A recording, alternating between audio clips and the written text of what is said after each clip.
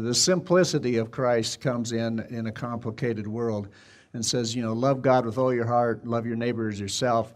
You have to throw into that equation that you have to love yourself before you can love your neighbor as yourself. Or let's put it this way, if you don't love yourself very well, you're not going to love anybody else very well. And that's why some people are just so angry and so bitter and so mean and everything else to everybody. And you wonder, how could you be just so bitter and mean and disgusting to people? It's because they don't love themselves.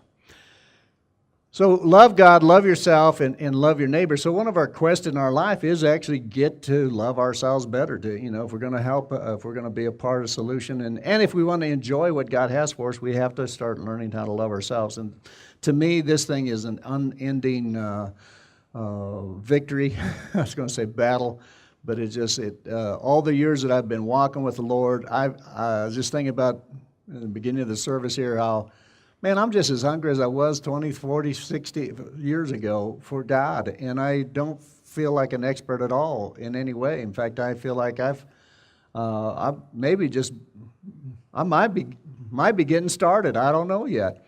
There is just so much that we have inside of us wrong to begin with, and then what we learn from life is so many untruths.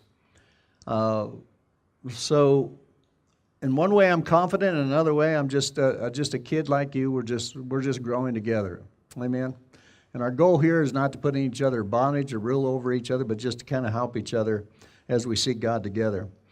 But if we're going to love God, love ourselves, and love our neighbor as ourselves, one thing we got to, I think, recognize is you cannot give something that you don't have. You just can't give something you don't have. And in life, sometimes we're trying to give love, and we just don't have it. And sometimes we're expecting people to give us love, and they don't have it. And then so the first thing you got to do is receive.